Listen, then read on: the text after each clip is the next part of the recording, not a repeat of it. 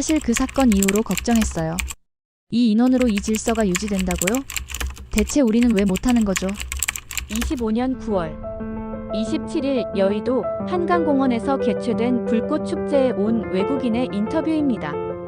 이 외국인 여성 앨리스 패트릭은 작년에 우연치 않게 이 축제를 경험하고 올해도 다시 찾아왔다는데요. 올해도 질서정연한 한국인들의 모습에 크게 감명을 받았다고 합니다. 그럼 세계인들이 반한 한국의 질서 이야기해 드리겠습니다.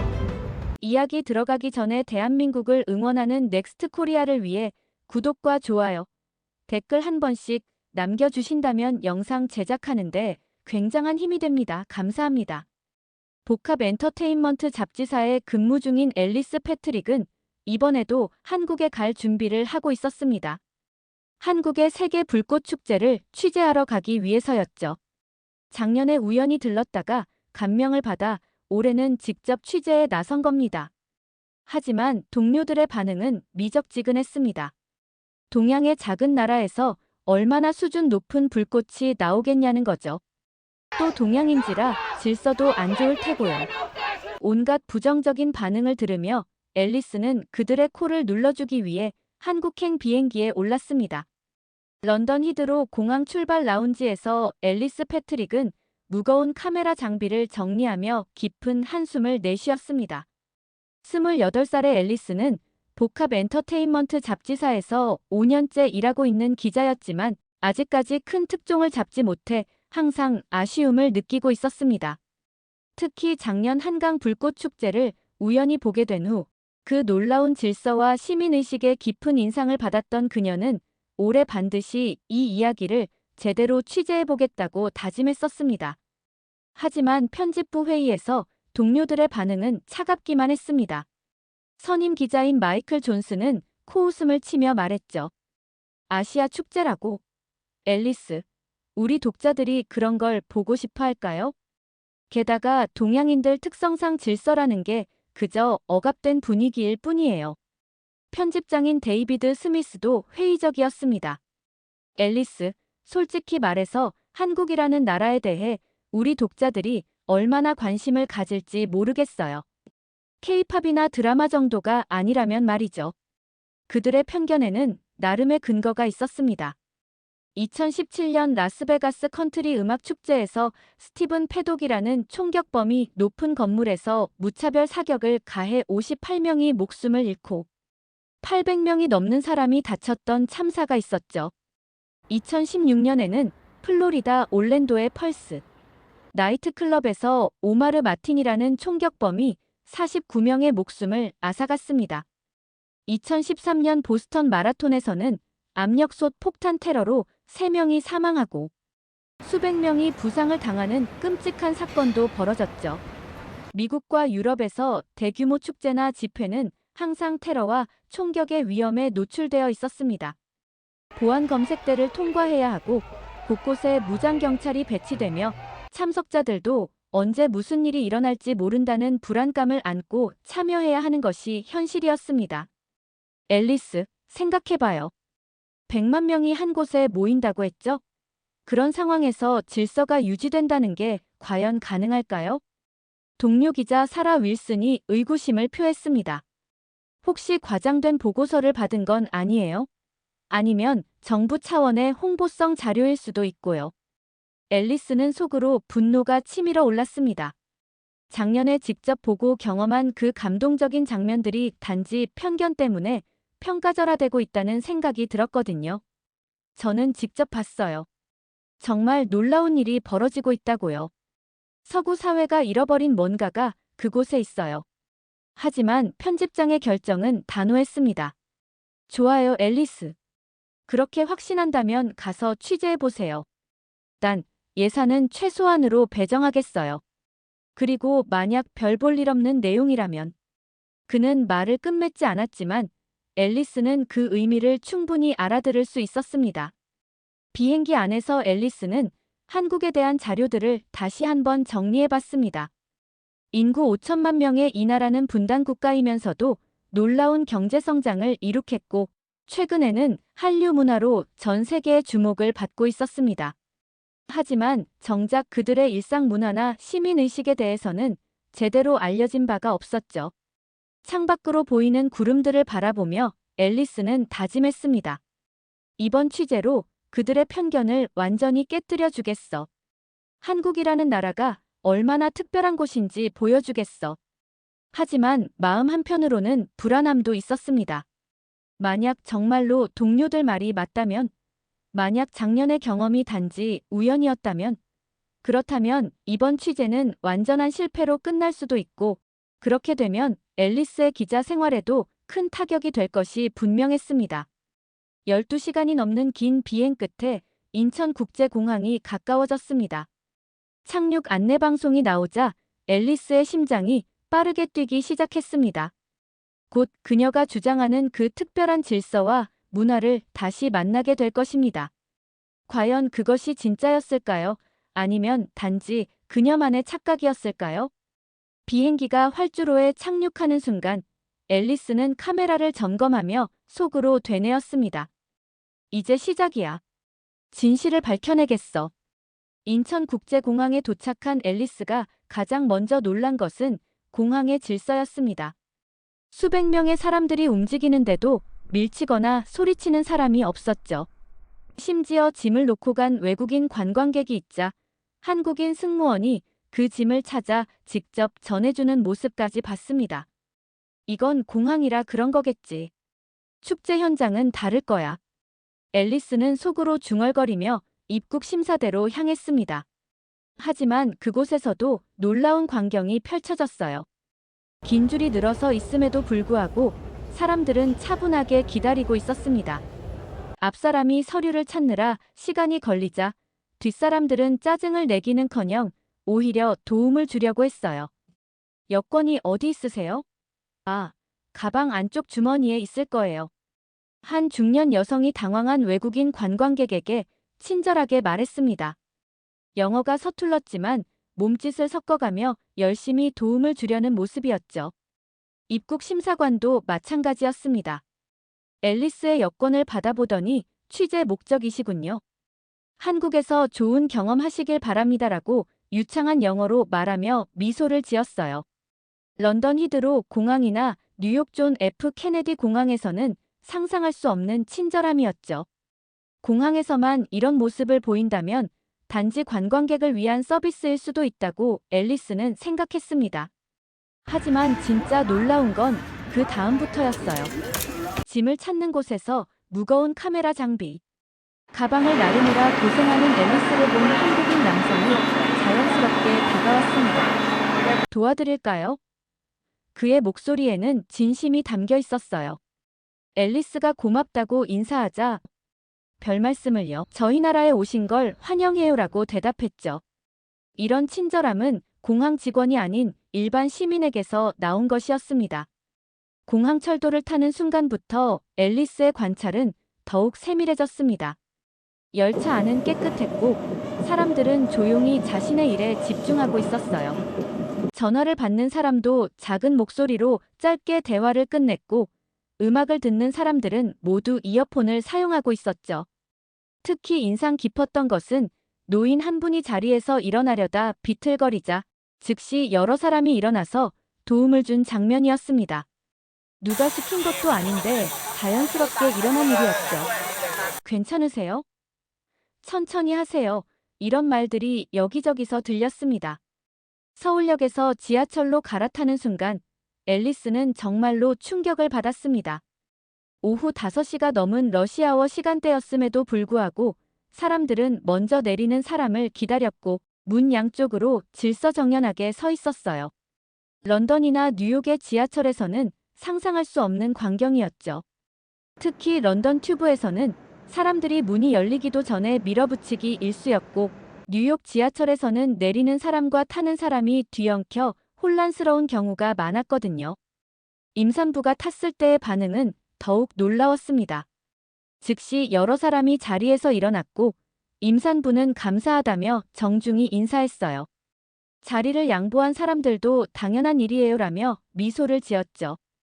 이런 모습이 연출된 것이 아니라 너무나 자연스럽게 이루어진다는 점이 놀라웠습니다. 이런 광경을 보며 앨리스는 작년의 기억들이 되살아났어요. 2024년 뉴욕 지하철에서 일어난 끔찍한 사건들 말이죠. 아시안 혐오 범죄가 급증했던 시기였는데 지하철에서 무차별적으로 사람들을 공격하는 사건들이 연이어 발생했었습니다. 특히 기억에 남는 건 한 아시아계 여성이 지하철 플랫폼에서 밀려 떨어질 뻔한 사건이었어요. 주변 사람들은 그저 구경만 했지 적극적으로 도움을 주려는 사람은 없었죠. 심지어 휴대폰으로 영상을 찍는 사람들도 있었습니다. 랜덤한 폭력 사건들, 노숙자들의 위협적인 행동들, 그리고 승객들 간의 크고 작은 다툼들. 뉴욕에서는 지하철을 탈 때마다 항상 긴장해야 했어요. 특히 밤늦은 시간에는 더욱 조심스러웠죠. 2020년 런던 지하철에서도 테러 위협으로 인한 대피 소동이 있었어요. 의심스러운 가방 하나 때문에 전체 역이 폐쇄되고 사람들이 공황 상태에 빠졌던 일도 있었습니다. 코로나 시기에는 마스크 착용 문제로 승객들 간의 다툼이 벌어지기도 했고요. 하지만 서울의 지하철은 평화 그 자체였습니다. 사람들이 서로를 신뢰하고 있다는 느낌이 들었어요. 경계하거나 의심하는 시선이 아니라 그냥 자연스럽게 함께 공존하고 있다는 분위기였죠. 지하철 안에서 앨리스는 한국인들의 행동을 더욱 자세히 관찰했습니다. 학생들은 책을 읽고 있었고 직장인들은 휴대폰으로 뉴스를 보거나 음악을 듣고 있었어요.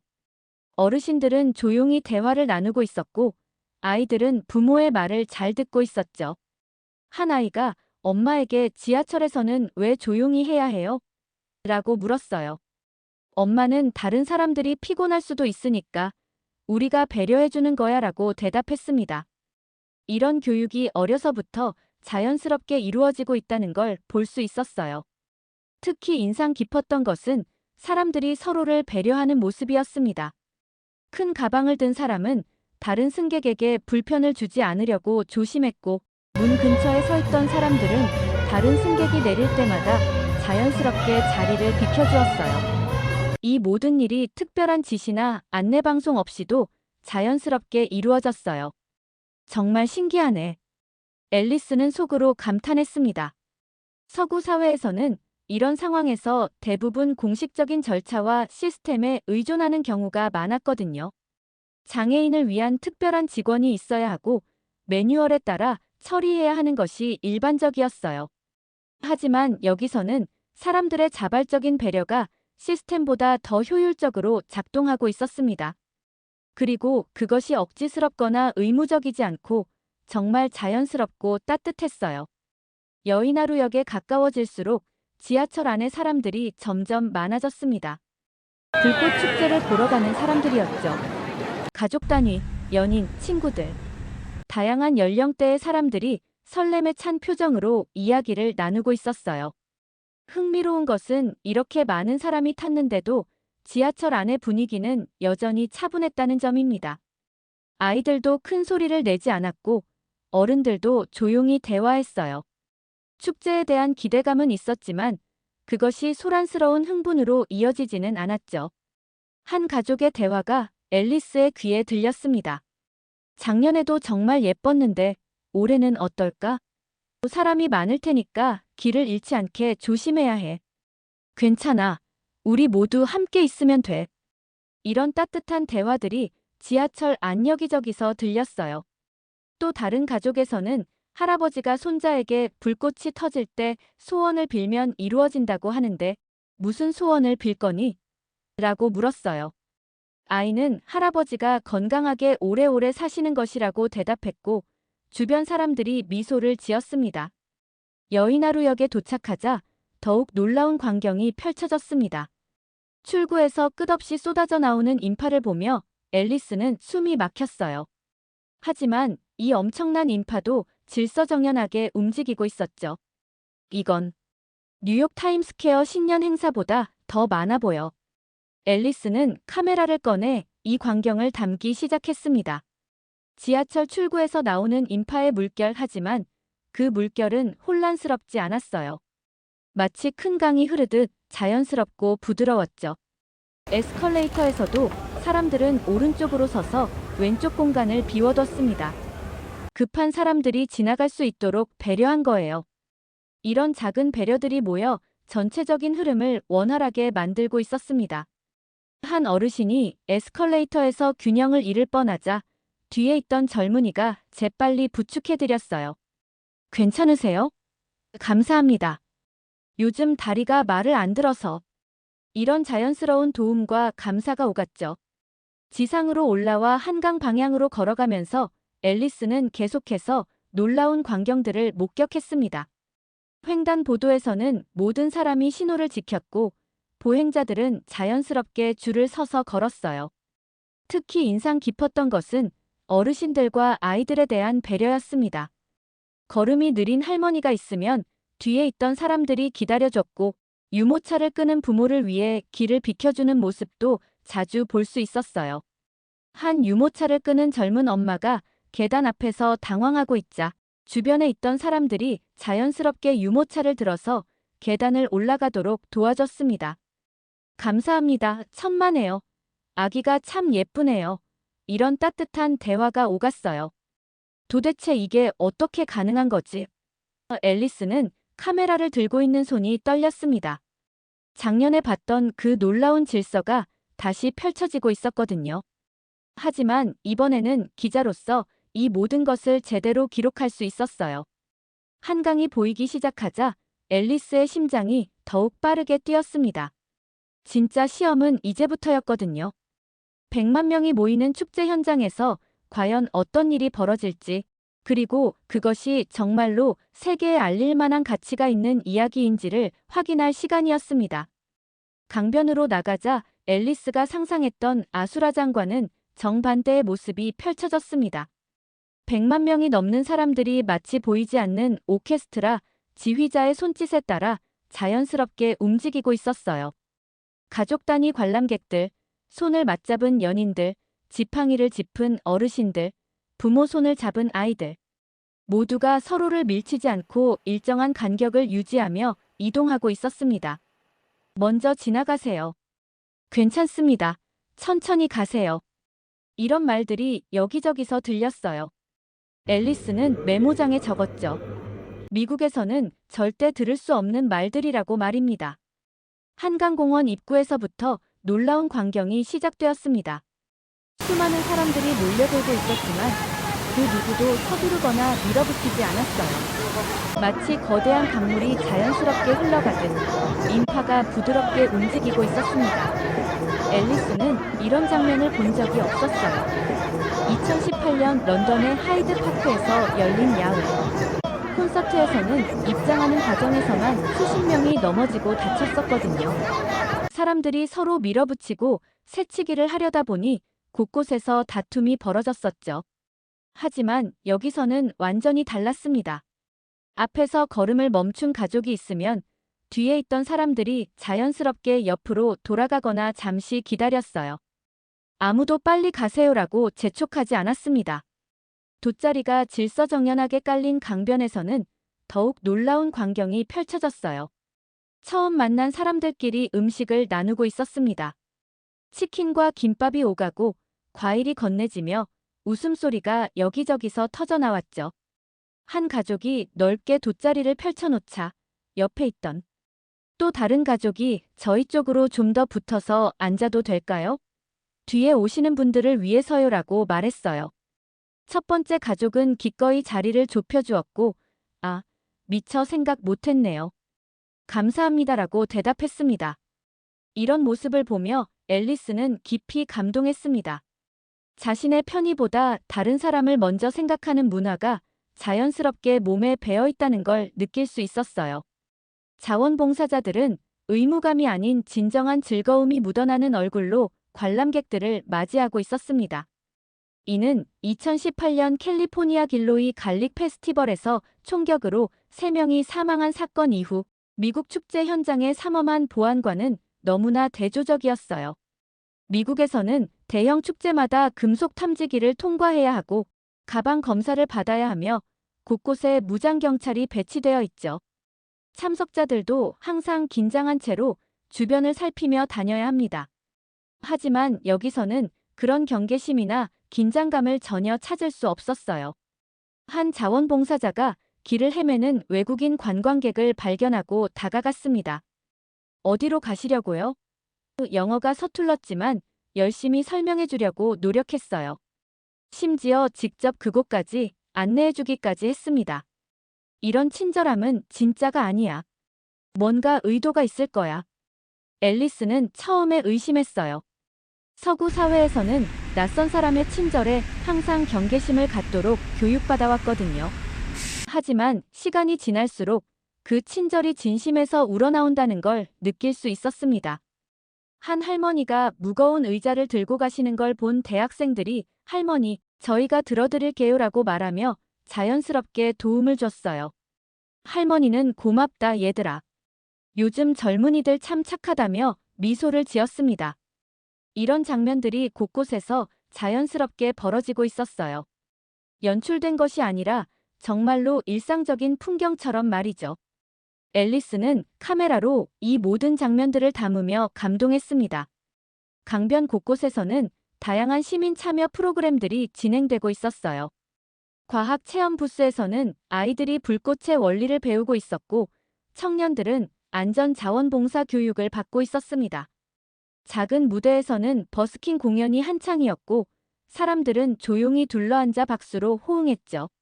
한 버스킹 가수가 노래를 부르고 있었는데 갑자기 기타줄이 끊어졌어요. 당황한 가수를 보고 관객 중 한 명이 "제가 기타 하나 더 가져왔는데 빌려드릴까요? 라고 말했습니다. 가수는 감사하다며 기타를 빌려 공연을 계속했고, 관객들은 따뜻한 박수를 보냈어요. 지역 상인들의 체험 부스도 인기를 끌었는데 모든 것이 축제를 함께 만들어가는 분위기였습니다. 상인들은 단순히 물건을 팔기보다는 축제를 즐기는 사람들과 함께 어울리려고 노력했어요. 한 떡집 아주머니는 외국인 관광객에게 떡을 하나씩 나누어주며 "우리나라 전통 음식이에요. 한번 드셔보세요라고 말했습니다. 외국인들은 신기해하며 떡을 맛보고는 "정말 맛있어요. 라고 엄지를 치켜 세웠어요. 돗자리 위에서는 김밥과 치킨, 과일이 오가고 있었는데 처음 만난 사람들끼리도 자연스럽게 음식을 나누고 있었어요. 한 가족이 김밥을 싸온 걸 보고 옆 가족이 치킨 많이 시켰는데 "같이 드실래요? 라고 제안했습니다. "아, 저희도 김밥 나누어 드릴게요. 감사합니다. 이렇게 함께 먹으니까 더 맛있네요." 이런 자연스러운 나눔이 곳곳에서 벌어졌어요. 한 외국인이 무심코 쓰레기를 바닥에 놓자 옆에 있던 시민이 조용히 봉투를 건네며 말했습니다. "여기 같이 담아서 가져가요." 불쾌한 기색 하나 없이 오히려 미소를 지으며 건네는 모습이었어요. 앨리스는 이 장면을 보고 깊이 감동했습니다. 서구 사회에서라면 쓰레기 함부로 버리지 마세요라고 직접적으로 지적하거나 아예 무관심하게 지나쳤을 텐데, 여기서는 상대방의 기분을 상하게 하지 않으면서도 올바른 방향으로 이끌어주고 있었거든요. 해가 서서히 지기 시작하자 사람들의 움직임은 더욱 질서정연해졌습니다. 누구도 서두르지 않았고 누구도 밀치지 않았으며 모두가 전체의 흐름을 읽고 있는 듯 했어요. 앨리스의 머릿속에 떠오른 단어는 오케스트라였습니다. 각자 다른 악기를 연주하지만 보이지 않는 지휘자의 손짓에 따라 하나의 아름다운 하모니를 만들어내는 오케스트라 말이죠. 한 무리의 중학생들이 자리를 잡고 앉는데 뒤에 있던 어르신들이 잘 보이지 않게 되자 학생들이 먼저 자리를 옮겨주었어요. "할아버지, 할머니, 여기 앞자리로 오세요." "아이고, 고맙다. 요즘 학생들 참 예의 바르네." 이런 세대 간의 배려도 자연스럽게 이루어지고 있었습니다. 젊은이들은 어르신들을 공경했고 어르신들은 젊은이들을 따뜻하게 바라봤어요. 한 할아버지가 손자에게 "저기 봐. 사람이 이렇게 많아도 모두들 질서를 잘 지키고 있지? 우리나라 사람들의 좋은 점이야 라고 말하는 게 들렸습니다. 손자는 "우와, 정말 신기해요. 외국에서는 어때요? 라고 물었어요. 외국에서는 이렇게 많은 사람이 모이면 대부분 혼란스러워져. 하지만 우리는 서로를 배려하고 양보할 줄 아는 마음이 있단다. 할아버지의 설명을 듣고 손자는 고개를 끄덕였어요. 앨리스는 이런 대화를 들으며 한국 사회의 교육 방식에 대해 생각해 봤습니다. 어려서부터 배려와 양보를 가르치는 문화, 그리고 그것이 단순한 규칙이 아니라 마음에서 우러나오는 자연스러운 행동이 되도록 하는 교육. 이런 것들이 오늘의 질서를 만들어낸 것 같았어요. 시간이 지날수록 앨리스는 더욱 놀라게 되었습니다. 이런 질서와 배려가 억압이나 강요에 의한 것이 아니라 정말로 자발적이고 자연스러운 것이라는 걸 알 수 있었거든요.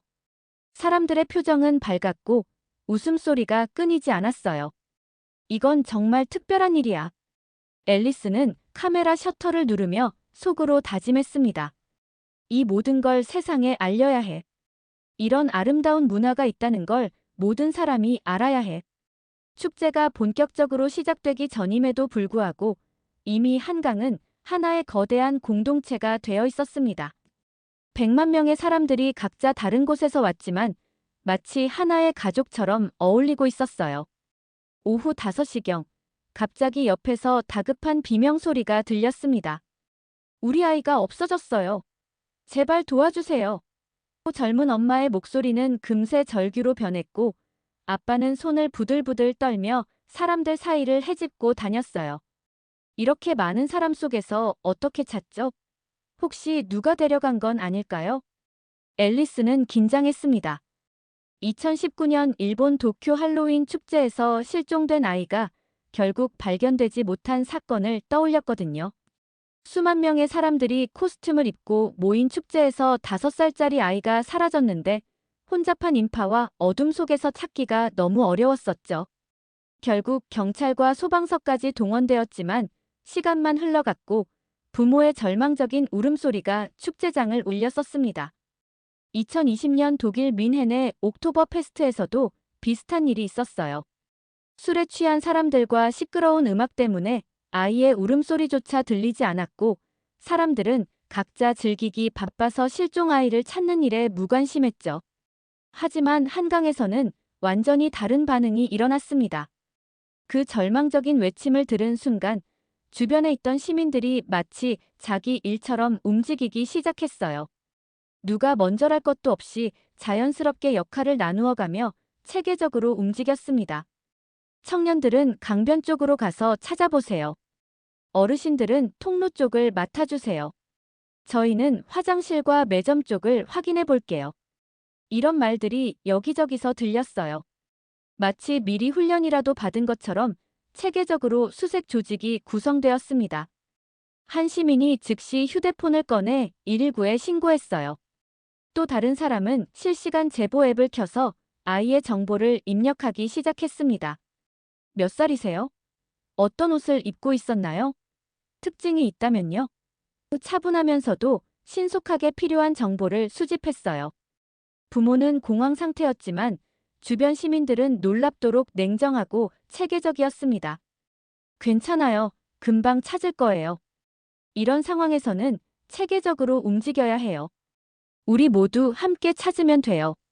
곧 안전 요원들이 CCTV와 인공지능 분석 시스템을 가동했다는 연락이 왔어요. 파란 모자, 노란 가방, 신장 약 100cm의 남자아이입니다. 스피커를 통해 아이의 특징이 상세히 안내되었죠. 1분도 채 되지 않아 인근 안전대응팀이 도착했습니다. 그들의 움직임은 전문적이고 신속했어요. 하지만 더 놀라운 건 일반 시민들의 협조였습니다. 안전요원이 잠시만요. 길을 좀 비워주세요라고 말하기도 전에 이미 통로가 만들어지고 있었거든요. 상공의 드론이 아이의 특징을 인식해 가능한 동선을 좁혀나가기 시작했습니다. 인공지능 시스템은 CCTV 영상을 실시간으로 분석해 파란 모자를 쓴 아이의 위치를 추적했어요. 이런 첨단 시스템과 시민들의 자발적 참여가 완벽하게 조화를 이루고 있었습니다. 시민들은 드론의 움직임을 보며 수색 방향을 조정했어요. 드론이 저쪽으로 가고 있네요. 그럼 우리도 그쪽으로 집중해서 찾아봅시다. 마치 하나의 거대한 조직처럼 움직였습니다. 한 할아버지가 지팡이를 짚고 천천히 화장실 쪽으로 가시는 모습을 본 대학생이 "할아버지, 제가 대신 확인해 드릴게요라고 말했어요. 할아버지는 고맙다, 젊은이야. 나이 들어서 빨리 못 움직이는 게 미안하구나라고 하시자, 아닙니다. 할아버지께서 방향을 알려주셔서 더 효율적이에요라고 대답했습니다. 자원봉사자의 무전에서 급한 목소리가 들렸습니다. 확인했습니다. 파란 모자를 쓴 아이가 화장실 앞에 있어요. 그 순간 안도의 한숨이 여기저기서 터져 나왔어요. 시민들이 자연스럽게 사람띠를 만들며 구조팀이 접근할 수 있는 통로를 만들어 주었습니다. 아이는 엄마를 찾지 못해 울고 있었지만 무사했고 10분도 안 되어 부모의 품으로 돌아갔어요. 엄마는 아이를 꼭 껴안으며 펑펑 울었고 주변 사람들은 안도의 한숨을 내쉬었습니다. 앨리스 옆에서 모르는 할아버지가 눈시울을 훔치며 말했어요. 내 손자 찾은 것 같아서 가슴이 철렁했네. 주변에 따뜻한 웃음과 안도의 숨소리가 번졌습니다. 정말 감사합니다. 어떻게 감사 인사를 드려야 할지. 아이 아빠가 눈물을 글썽이며 말했어요. 그러자 한 시민이 당연한 일이죠. 우리 모두 부모 마음이잖아요 라고 대답했습니다. 외국인 관광객 한 명이 고개를 저으며 중얼거렸죠. 믿을 수 없어요. 우리나라였다면 아수라장이었을 텐데. 그의 말에 많은 사람들이 공감했어요. 실제로 서구 사회에서는 이런 상황에서 혼란이 가중되는 경우가 많거든요. 앨리스는 속으로 생각했습니다. 이것은 단순한 기적이 아니었다고. 시스템과 시민의식이 완벽하게 결합된 결과였다고 말이에요. 첨단 기술과 인간의 따뜻한 마음이 만나 이런 놀라운 결과를 만들어낸 것이었습니다. 위기가 지나가자 현장은 다시 평온을 되찾았어요. 하지만 이 사건을 통해 사람들 사이에는 더욱 강한 유대감이 형성되었습니다. 정말 다행이다. 우리 아이들도 조심시켜야겠어. 이런 대화들이 오갔어요. 한 엄마가 자신의 아이에게 받지. 모르는 사람들도 우리를 도와줘. 우리도 다른 사람이 힘들 때 도와줘야 해라고 말하는 게 들렸어요. 아이는 고개를 끄덕이며 네, 엄마. 나도 다른 아이가 길을 잃으면 도와줄 거예요 라고 대답했습니다. 이런 교육적 순간들이 자연스럽게 일어나고 있었어요. 위기 상황을 통해 배려와 협력의 가치를 배우는 살아있는 교육이었죠. 강변 곳곳에서는 다시 평화로운 분위기가 이어졌습니다. 하지만 사람들의 경계심이 높아진 것도 사실이었어요. 부모들은 아이들을 더욱 주의 깊게 살피기 시작했고 주변 사람들도 혹시 길을 잃은 아이가 있는지 자연스럽게 둘러보게 되었습니다. 아이들 손을 꼭 잡으세요. 혹시 길을 잃으면 자원봉사자나 경찰 아저씨를 찾으라고 미리 얘기해 두세요. 이런 조언들이 부모들 사이에서 오갔어요. 한 자원봉사자가 아이들에게 안전 팔찌를 나누어 주며 이걸 차고 있으면 더 쉽게 찾을 수 있어요. 그리고 부모님 전화번호를 꼭 외우세요라고 말했어요. 아이들은 신기해하며 팔찌를 차고 전화번호를 중얼거리며 외웠습니다. 이런 작은 배려들이 모여 더 큰 안전망을 만들어가고 있었어요. 기술적 시스템과 인간적 배려, 공식적 대응과 자발적 참여가 완벽하게 조화를 이루고 있었습니다. 앨리스는 이 모든 장면을 카메라에 담으며 감동했어요. 이것이야말로 진정한 공동체의 모습이라고 생각했습니다. 위기 앞에서 하나가 되고 서로를 돌보며 함께 문제를 해결해 나가는 성숙한 시민사회의 모습이었어요. 이런 일이 일어날 수 있다니. 앨리스는 속으로 감탄했습니다. 개인주의가 팽배한 서구 사회에서는 상상하기 어려운 일이었거든요. 여기서는 남의 일이라는 개념 자체가 존재하지 않는 것 같았어요. 해가 더욱 기울어 갈수록 축제를 기다리는 사람들의 설렘은 더욱 커졌습니다. 하지만 그 설렘 속에도 질서와 배려는 여전히 유지되고 있었어요. 방금 전 아이 실종 사건을 통해 더욱 단단해진 공동체 의식이 모든 사람을 하나로 묶어주고 있었습니다. 해가 서서히 지기 시작하자 사람들의 움직임은 더욱 질서정연해졌습니다. 누구도 서두르지 않았고 누구도 밀치지 않았으며 모두가 전체의 흐름을 읽고 있는 듯 했어요. 황금빛 노을이 한강을 물들이기 시작하자 사람들은 그 아름다운 풍경을 함께 감상하며 축제의 시작을 기다리고 있었습니다. 앨리스가 목이 말라 물을 찾고 있을 때였어요. 장비를 챙기느라 정신이 없어서 물 한 병도 준비하지 못했던 거죠. 이마에 땀을 닦으며 한숨을 쉬고 있는데 중년 여성이 앨리스 앞에 다가왔습니다. 더우시죠? 이거 드세요. 시원한 아이스 아메리카노를 건네는 그녀의 손길에는 진심이 담겨 있었어요. 앨리스가 당황하며 아니에요. 괜찮습니다라고 말하자 외국에서 오셨죠? 우리나라 축제 보러 오신 거 맞아요? 그럼 더더욱 드셔야죠라며 웃으며 말했습니다. 이어서 한 청년이 삼각김밥을 내밀며 환하게 웃었어요. 금강산도 식후경이에요. 드시고 힘내세요. 앨리스는 이런 친절을 받아도 되는지 망설였지만 주변 사람들의 따뜻한 시선에 마음이 움직였습니다. 앨리스가 서툴게 삼각김밥 포장을 뜯으려다 엉뚱한 방향으로 찢어버렸어요. 그러자 옆에 있던 7살쯤 되어 보이는 꼬마가 깔깔 웃으며 말했습니다. 언니, 그거 이렇게 뜯는 거예요. 작은 손으로 능숙하게 포장을 뜯어주는 모습이 너무 귀여웠어요. 모두가 웃음을 터뜨렸고 앨리스도 따라 웃을 수밖에 없었습니다. 그 순간 기자로서의 객관성과 냉정함이 무너지는 것을 느꼈어요. 눈물이 핑 돌았습니다. 이곳에서 나눔은 특별한 캠페인이 아니었어요. 그저 숨 쉬듯 자연스러운 일상이었던 거죠. 정말 감사해요. 어떻게 보답해야 할지. 앨리스가 어설픈 한국어로 감사 인사를 하자 사람들은 더욱 반가워했어요. 아이고, 한국말도 하세요. 발음이 정말 좋아요. 이런 격려의 말들이 쏟아졌습니다. 한 할머니가 앨리스에게 다가와서 딸아, 어느 나라에서 왔니? 라고 물었어요. 영국에서 왔습니다라고 대답하자 아이고, 멀리서 왔네. 우리나라 어때? 좋지? 할머니의 따뜻한 미소에 앨리스는 또다시 감동했습니다. 네, 정말 좋아요. 사람들이 너무 친절해서 놀랐어요. 앨리스의 대답에 할머니는 기뻐하며 그럼 됐다. 우리나라 사람들 마음은 다 따뜻해. 모르는 사람도 가족처럼 생각하거들라고 말했어요. 이런 대화를 나누는 동안 주변에서는 더 많은 사람들이 관심을 보였어요. 하지만 그것이 부담스럽거나 구경거리로 만드는 시선은 아니었습니다. 진심으로 환영하고 한국을 좋게 봐줘서 고맙다는 마음이 느껴졌어요. 커피를 한 모금 마시며 앨리스는 생각했습니다. 전쟁터에서도 보기 힘든 이런 따뜻한 풍경이 여기서는 너무나 당연한 일상이라는 것이 믿기지 않았어요.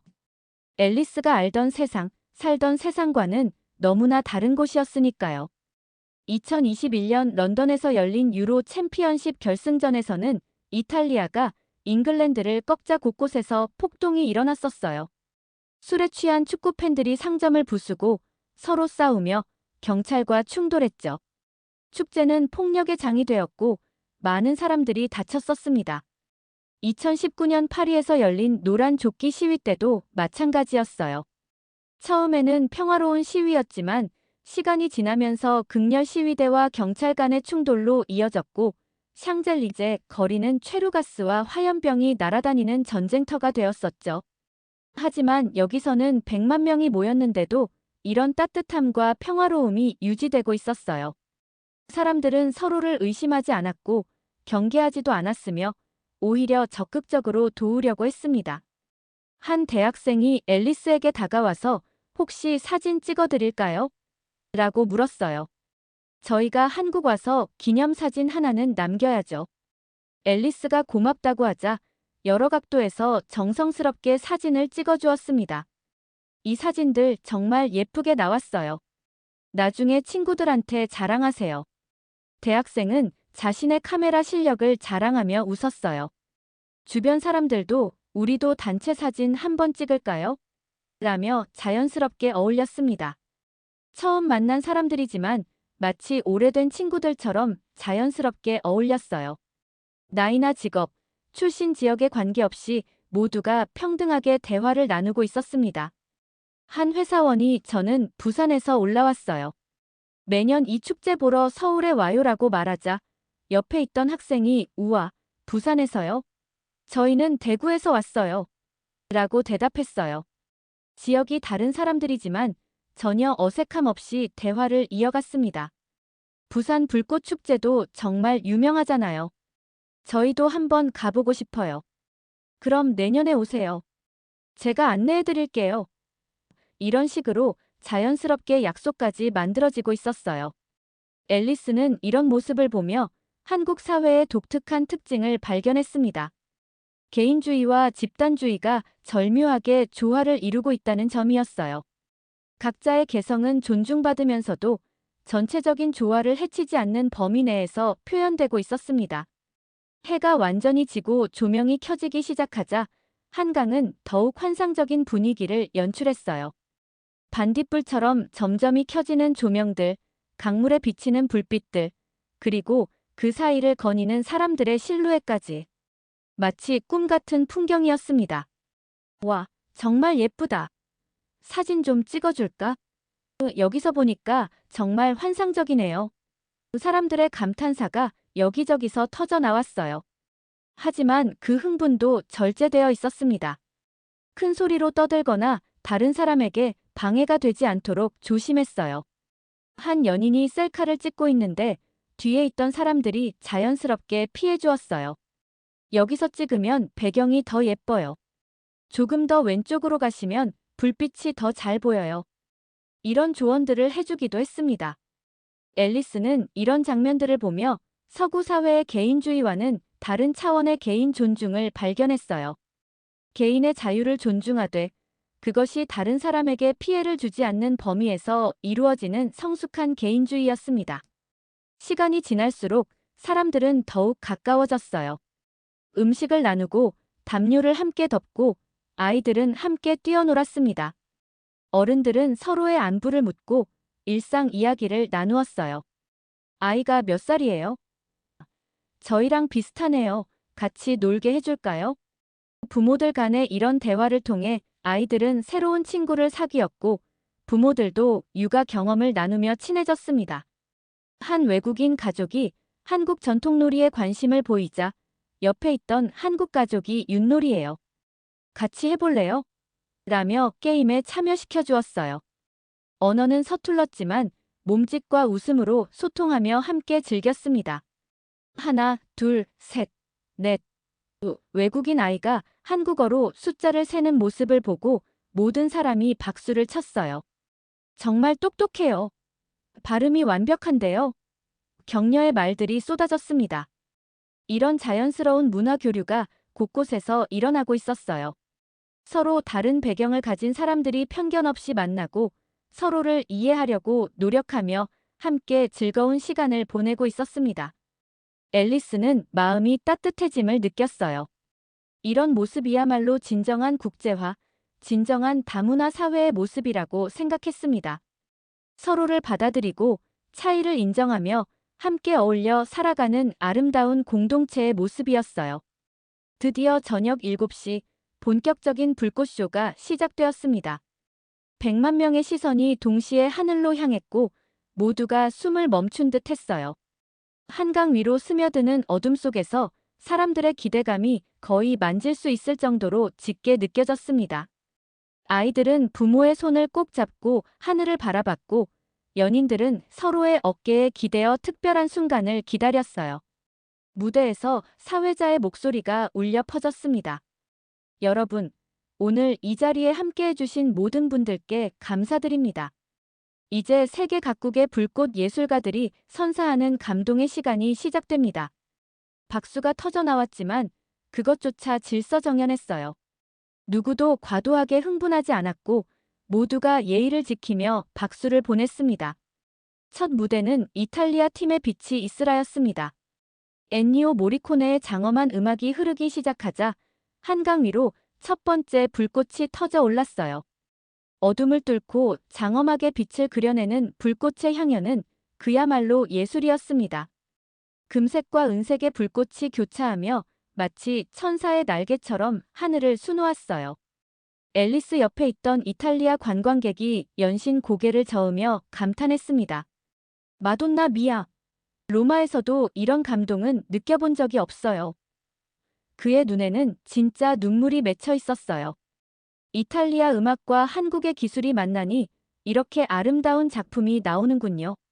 주변 한국인들도 이탈리아 관광객의 감동에 함께 공감하며 박수를 보냈어요. 정말 아름답죠? 이탈리아 음악이 이렇게 멋진 줄 몰랐어요. 서로 다른 문화에 대한 존중과 감탄이 자연스럽게 표현되었습니다. 7시 20분에는 캐나다 팀이 무대에 올랐어요. 세상을 지키는 빛이라는 주제로 영화 음악이 흐르자 파란색과 초록색의 불꽃이 마치 지구를 감싸는 듯한 모습으로 펼쳐졌습니다. 아이들이 두 팔을 벌리고 마치 슈퍼 히어로가 된 듯 환호성을 질렀어요. 와, 저거 봐. 진짜 지구 같아. 아이들의 순수한 감탄사가 어른들에게도 전염되어 모두가 미소를 지었습니다. 한 아이가 엄마, 나도 저런 불꽃 만들 수 있어? 라고 물었고 엄마는 열심히 공부하면 뭐든 할 수 있어 라고 대답했어요.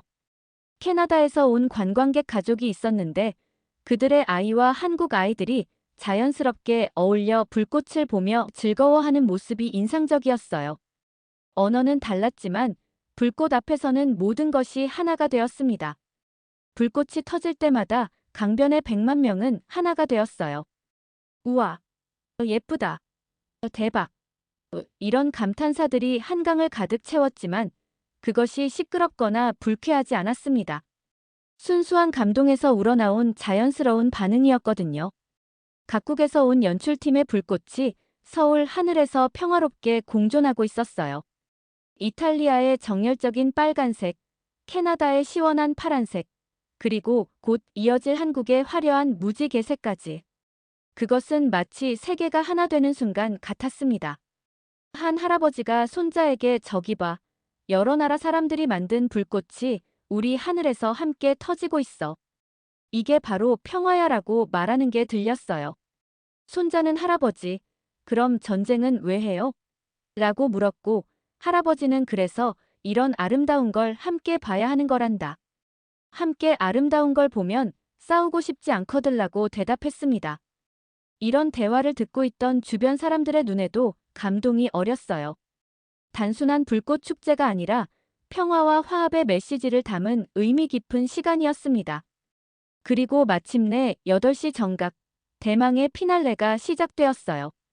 한국팀의 황금빛 시간 속으로라는 주제였죠. 한국 전통 음악과 현대적인 비트가 조화를 이룬 음악이 흐르기 시작하자 한강 위로 황금빛 불꽃이 폭포처럼 쏟아져 내렸습니다.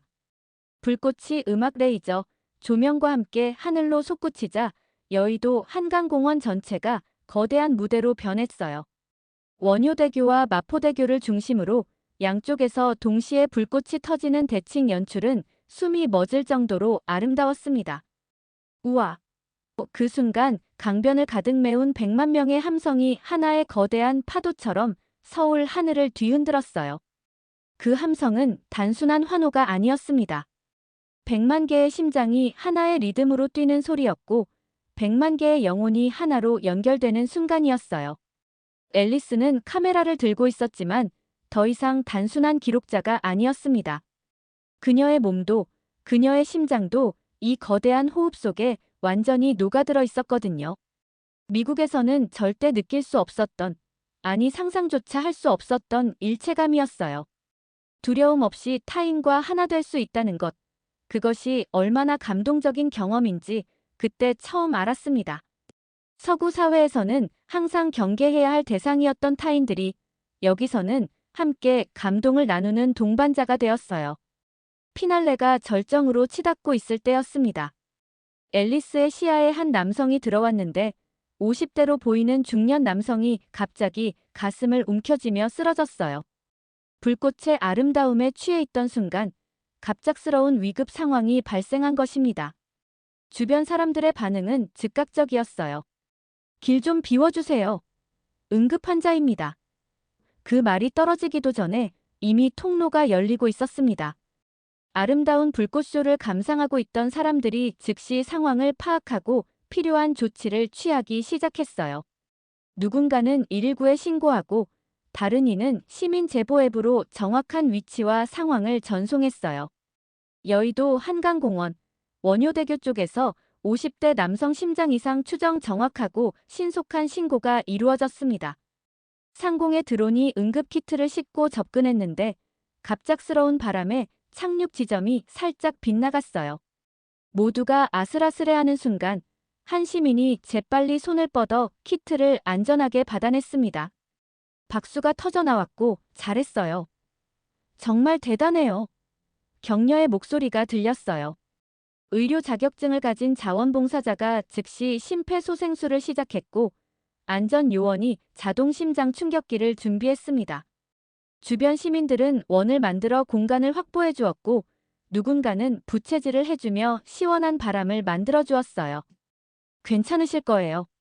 힘내세요. 곧 구급차가 올 거예요. 격려와 위로의 말들이 환자 곁에 있던 가족들에게 전해졌습니다. 처음 보는 사람들이었지만 마치 가족처럼 걱정하고 도와주는 모습이었어요. 불과 몇 분 만에 남성의 호흡이 돌아왔어요. 안도의 한숨과 함께 박수가 터져나왔고 누군가가 농담처럼 외쳤습니다. 이제 불꽃보다 사람 목숨이 더 빛나네요. 웃음과 눈물이 동시에 번졌습니다. 구급차가 도착해 환자를 실어가는 동안 사람들은 저절로 길을 터주었고 응원의 박수를 보냈어요. 빨리 나으세요. 걱정 마세요. 따뜻한 응원이 구급차를 따라 전해졌습니다. 환자의 아내로 보이는 여성이 눈물을 흘리며 주변 사람들에게 감사 인사를 했어요. 정말 감사합니다. 여러분이 아니었다면. 그러자 한 시민이 당연한 일이에요. 빨리 병원 가세요. 기도하겠습니다라고 대답했습니다. 앨리스는 그 광경을 보며 다시 한번 놀랄 수밖에 없었어요. 위기 상황에서도 혼란이 아닌 협력이 먼저였고 기술과 인간의 마음이 완벽하게 조화를 이루고 있었습니다. 드론과 인공지능, 그리고 사람들의 따뜻한 마음이 만나 생명을 구한 감동적인 순간이었어요. 구급차가 떠나고 다시 불꽃쇼로 시선이 돌아갔지만 사람들 사이에는 더욱 깊은 유대감이 형성되었습니다. 함께 위기를 극복한 경험이 모든 사람을 더욱 가깝게 만들었어요. 정말 다행이다. 우리가 함께 있어서 다행이야. 이런 게 진짜 공동체지. 이런 대화들이 여기저기서 들렸습니다. 불꽃 축제는 단순한 구경거리가 아니라 함께 나누는 감동과 위기를 함께 극복하는 공동체의 경험이 되었어요. 마지막 불꽃이 하늘에 피어오르자 모든 사람이 일어나서 박수를 쳤어요. 그 박수는 불꽃에 대한 것만이 아니었습니다. 함께한 이 모든 순간들, 나눈 감동들, 그리고 서로를 위해 기울인 배려들에 대한 감사와 감동이 담긴 악수였어요. 8시 30분, 마지막 불꽃이 하늘에서 사라진 순간, 앨리스는 본능적으로 몸이 경직되었습니다. 미국 축제 경험상 지금부터가 진짜 악몽의 시작이라는 걸 알고 있었거든요. 100만 명이 동시에 출구로 몰려들면서 밀치고 소리치고 사이렌이 울릴 거라고 예상했어요. 앨리스의 머릿속에는 미국 축제들의 끔찍한 엔딩이 주마등처럼 스쳐 지나갔습니다. 2023년 미주리 캔자스시티 슈퍼볼 우승 퍼레이드에서 총격으로 아이들까지 다친 사건, 2022년 일리노이 하이랜드 파크 독립기념일 퍼레이드의 저격 사건. 이런 참사들이 머릿속을 스쳐 지나갔어요. 특히 2020년 시카고의 독립기념일 축제에서는 불꽃쇼가 끝나자마자 군중들이 출구로 몰려들면서 대혼란이 벌어졌었죠. 사람들이 서로 밀어붙이고 아이들이 넘어지고 노인들이 깔려서 다치는 사고가 연이어 발생했었습니다. 결국 응급실에 실려간 사람만 수십 명에 달했어요. 뉴욕의 타임스퀘어 신년 축제에서도 매년 비슷한 일이 반복되었습니다.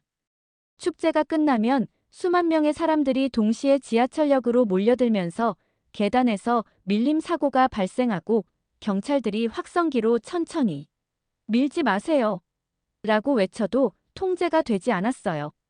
워싱턴 DC의 독립기념일 축제에서는 매년 모든 가방과 개인 소지품 검사를 받아야 했고 모든 가방과 인원은 검사를 받습니다 라는 차가운 경고문이 전광판을 가득 채웠어요. 무장 경비와 금속 탐지기가 즐거움보다 두려움을 먼저 심어주었죠. 그것이 앨리스가 아는 축제의 끝이었고 그것이 미국의 현실이었습니다. 하지만 서울은 완전히 달랐어요. 사람들은 뛰지 않았고 오히려 돗자리 위에 그대로 앉아 여운을 나누고 있었습니다. 재밌었지? 내년에 또 오자. 부모들이 아이의 어깨를 토닥이며 속삭이고 연인들은 조용히 마지막 사진을 찍고 있었어요. 할아버지는 손자에게 어떤 불꽃이 가장 예뻤니? 라고 물었고 손자는 다 예뻤어요. 특히 하트 모양 나올 때 라고 대답했습니다. 아무도 서두르지 않았어요. 마치 집 거실에서 텔레비전을 보고 난 후처럼 자연스럽고 편안한 분위기였습니다. 이런 모습을 보며 앨리스는 깊이 감동했어요. 축제의 끝조차 아름다울 수 있다는 걸 처음 알았거든요. 그런데 잠시 후 앨리스의 귀에 이상한 소리가 들려왔어요. 여기저기서 비닐봉지가 펼쳐지는 바스락거리는 소리였죠.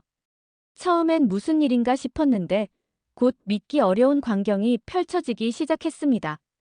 사람들이 쓰레기를 줍기 시작한 것이에요.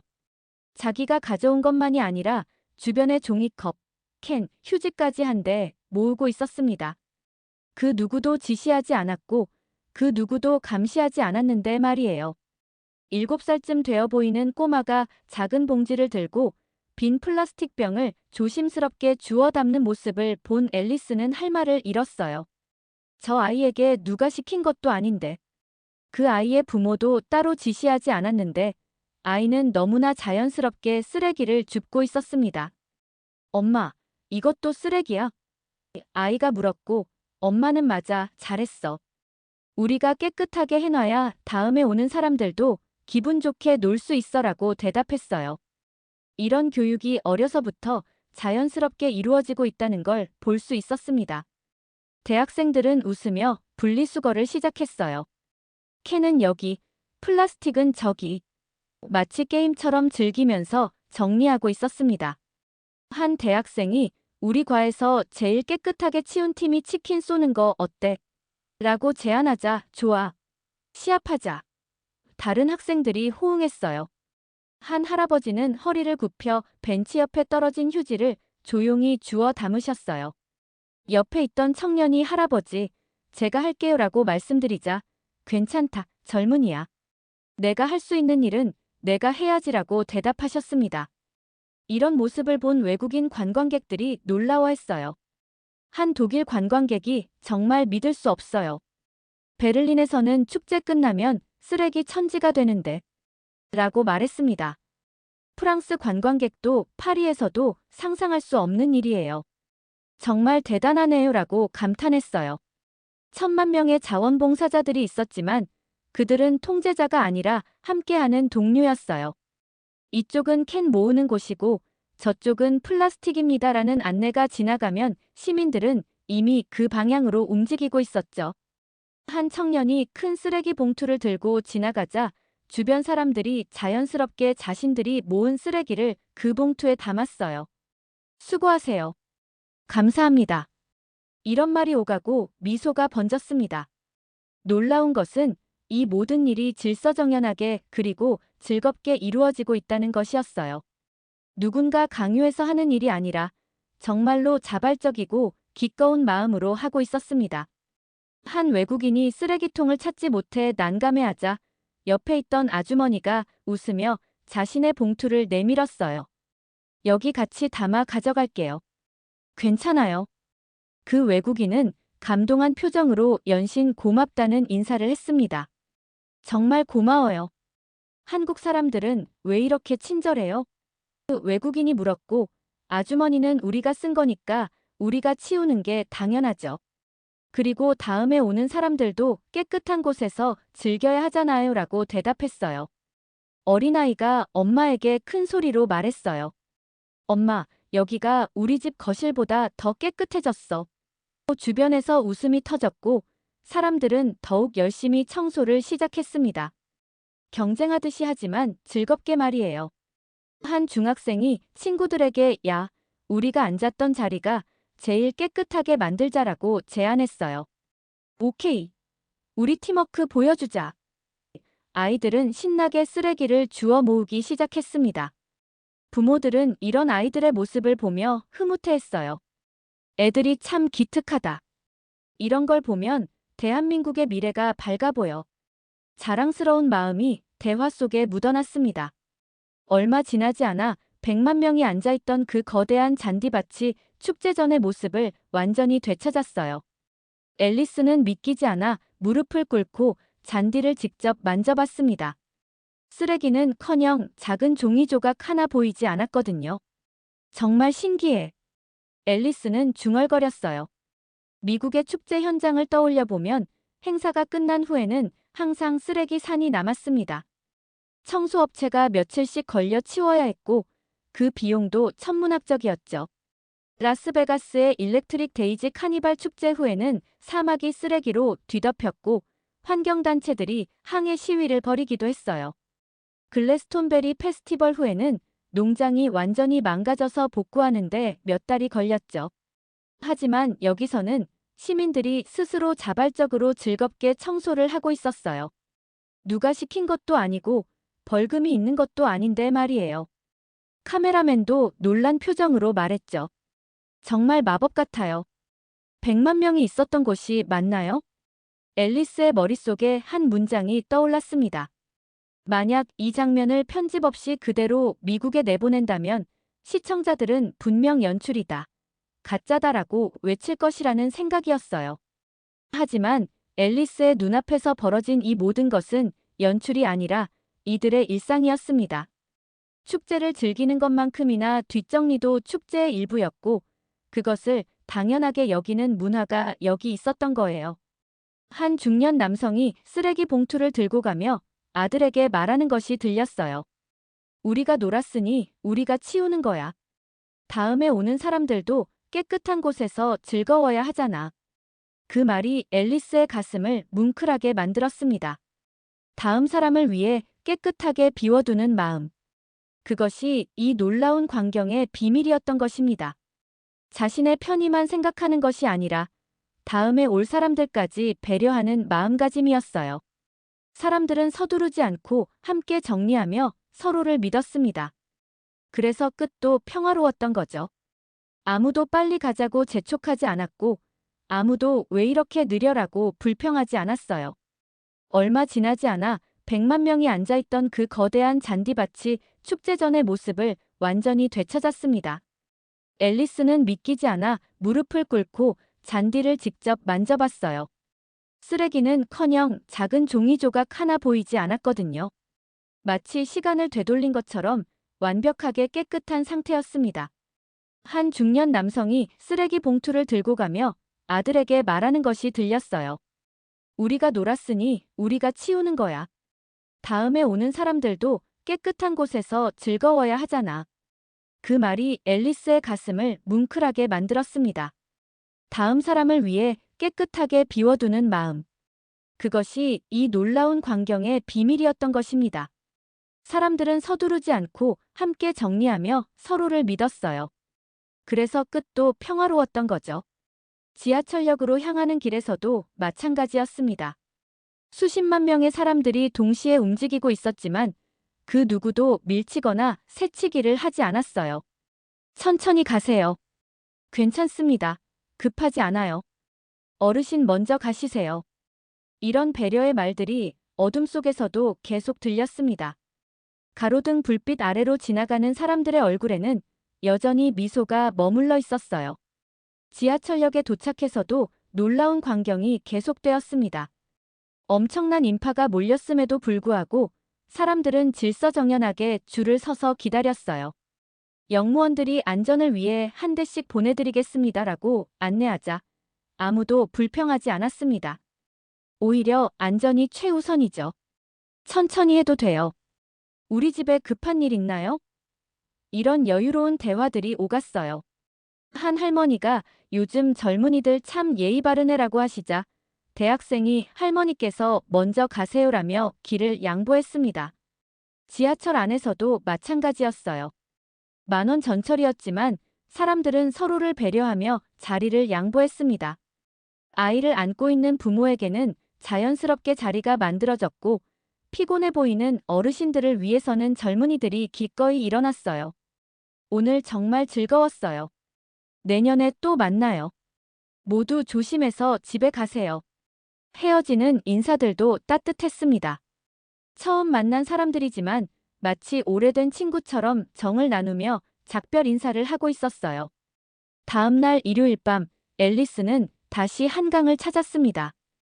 불꽃 축제는 끝났지만 한강은 여전히 살아있었어요. 곳곳에서 버스킹 공연이 열리고 사람들은 조용히 둘러앉아 음악을 즐기고 있었습니다. 잔디밭 위에서는 대학생들이 K-팝 댄스를 연습하고 있었는데 아이들이 신나게 따라 하는 모습이 정말 귀여웠어요. 언니들 따라 해볼까? 우와, 신난다. 아이들의 순수한 웃음소리가 한강을 가득 채웠습니다. 벤치에서는 독서 모임이 한창이었고 강변 끝자락에서는 화가들이 야경을 스케치하고 있었어요. 외국인 관광객들과 유학생들은 편의점에서 산 삼각김밥과 컵라면을 먹으며 즐겁게 웃고 있었죠. 한 프랑스 관광객이 앨리스에게 말했습니다. 이렇게 늦은 시간에 도심 한복판 공원에서 이런 자유를 누릴 수 있다니. 파리에서는 상상도 못할 일이에요. 그녀의 말이 맞았어요. 밤 10시가 넘은 시각인데도 가족 단위 관람객들이 안전하게 산책을 즐기고 있었으니까요. 버스킹 무대 근처에서 외국인들이 너무 시끄럽게 떠들자 한국 청년이 웃으며 손짓으로 조용히 해달라고 부탁했어요. 그들은 미안하다며 엄지를 들어 보였고 곧 서로 어울려 이야기를 나누기 시작했습니다. 치킨 배달이 도착하자 모두가 함께 나눠 먹었고 맥주잔을 부딪히며 건배했어요. 한국 청년들과 외국 청년들이 자연스럽게 어울려 K-팝과 축구 이야기를 나누며 밤을 보내고 있었습니다. 한 독일 유학생이 말했어요.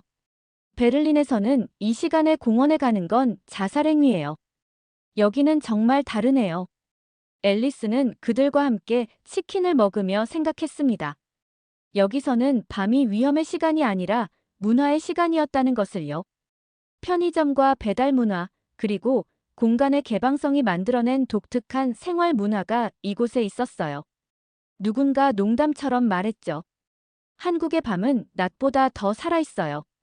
모두가 웃었지만 그것은 진실이었습니다. 밤 11시가 넘어서도 한강은 여전히 평화로웠고 사람들은 서두르지 않고 각자의 속도로 집으로 돌아가고 있었어요. 월요일 밤에도 앨리스는 또다시 한강을 찾았습니다. 평일인데도 한강은 여전히 활기가 넘쳤어요. 퇴근한 직장인들이 넥타이를 풀고 맥주와 치킨을 즐기고 있었습니다. 팀장님, 오늘 고생 많으셨어요. 아니야, 내가 더 고생했지. 직장의 딱딱한 호칭은 사라지고 그저 사람과 사람으로 만나 대화를 나누고 있었어요. 연인들은 손을 꼭 잡고 산책을 했고 혼자 자전거를 타는 사람들, 조깅하는 사람들도 많았어요. 외국인들도 자연스럽게 합류해 편의점 맥주를 마시며 담소를 나누고 있었습니다. 한 영국인이 감탄하며 말했어요. 우리 도시에서 이 시간 공원은 완전 위험 구역이에요. 여기는 정말 달라요. 믿을 수가 없네요. 옆에 있던 60대 한국 남성이 친절하게 길을 알려주며 미소 지었습니다. 여기는 밤이 두렵지 않아요. 우리 모두가 이웃이니까요. 맥주 캔을 부딪혔고 누군가가 외쳤어요. 치맥은 국제 공용어다. 모두가 웃음을 터뜨렸고 그 웃음소리가 한강의 밤바람을 타고 멀리 퍼져 나갔습니다. 앨리스는 맥주를 한 모금 마시며 속으로 생각했어요. 여기서는 축제가 없어도 일상이 곧 축제였다는 것을. 평일 밤이 텅 빈 도시가 아니라 열린 광장이 되는 곳이었습니다. 야간에도 안전한 인프라와 24시간 편의 시설이 만들어낸 독특한 문화가 여기 있었어요. 미국에서는 상상도 할 수 없는 일이었죠. 밤이 되면 도시는 위험해지고 사람들은 집에 숨어야 했으니까요. 하지만 이곳에서는 밤이 또 다른 삶의 시간이었고 사람들은 자유롭게 그 시간을 즐기고 있었어요. 한 젊은 엄마가 유모차를 끌고 산책하는 모습을 보며 앨리스는 다시 한번 놀랐습니다. 밤 10시가 넘은 시각에 아기와 함께 공원을 산책할 수 있다는 것. 그것이 얼마나 대단한 일인지 그들은 알까요? 아마 모를 거예요. 그들에게는 너무나 당연한 일상이니까요. 취재 마지막 날, 앨리스는 마지막 기사를 작성하며 이렇게 썼습니다. 한국에서는 축제가 없어도 일상이 곧 축제였습니다. 자유와 안전이 서로를 지키는 방식, 그 답을 저는 한강에서 보았습니다. 그녀의 기사는 전 세계적인 반향을 일으켰고, 한국은 자유와 안전이 공존하는 사회의 모델을 세계에 제시했어요. 런던의 동료들은 이제 더 이상 동양의 작은 나라라고 말하지 않습니다. 대신 이렇게 말하죠. 앨리스, 내년에 우리도 한국에 가볼까? 또 편집장은 앨리스에게 다음에는 더 긴 시간을 배정해주겠다. 한국에 대한 더 깊이 있는 이야기를 만들어 보자라고 말했어요. 한강이 보여준 질서와 배려는 단순한 축제 현장의 기적이 아니었습니다. 그것은 서로를 믿고 배려하는 성숙한 시민사회의 모습이었고, 세계가 꿈꾸는 이상적인 공동체의 현실이었던 거예요. 앨리스는 마지막 밤, 한강을 바라보며 생각했습니다. 여기서 나는 진짜 자유가 무엇인지 배웠어. 자유는 남에게 피해를 주지 않는 선에서 누리는 것이고, 안전은 서로를 믿고 배려할 때 만들어지는 것이라는 걸. 그녀의 카메라에는 수많은 감동적인 장면들이 담겨 있었어요. 실종된 아이를 함께 찾는 시민들, 응급 환자를 위해 길을 터주는 사람들, 축제 후 자발적으로 청소하는 모습들, 그리고 밤늦도록 평화롭게 어울리는 사람들까지. 이 모든 장면들이 세계에 전해졌고, 많은 나라들이 한국의 시민의식과 사회 시스템을 배우려고 했어요. 하지만 가장 중요한 것은 기술이나 제도가 아니라 서로를 배려하고 신뢰하는 마음이었습니다. 다음 사람을 위해서라는 한마디 말 속에 담긴 따뜻한 마음. 그것이야말로 한국이 세계에 보여준 가장 아름다운 선물이었어요. 앨리스는 이 이야기를 평생 잊지 않을 것입니다. 그리고 언젠가 다시 이곳으로 돌아와 이 아름다운 공동체의 일원이 되고 싶다는 꿈을 품게 되었습니다. 한강에서 본 100만 명의 축제는 끝났지만 그 감동과 깨달음은 앨리스의 마음속에서, 그리고 전 세계 사람들의 마음속에서 영원히 계속될 것입니다.